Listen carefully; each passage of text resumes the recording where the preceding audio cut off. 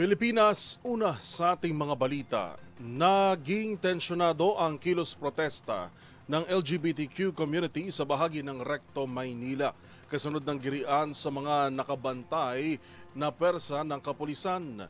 Sigaw ng mga nagpoprotesta, ipagkaloob ang kanilang mga karapatan. Tinutukan yan ni Boy Gonzales.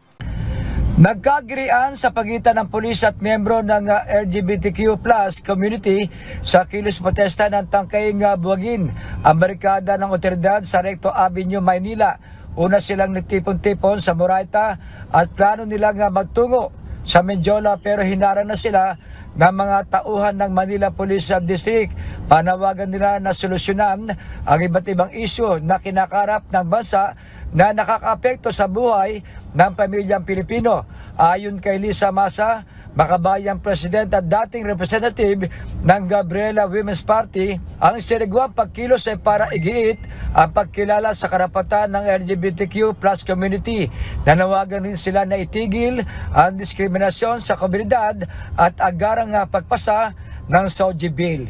Para sa MBC TV Network News, ito si Boy Gonzales, una sa Pilipinas, una sa Pilipino.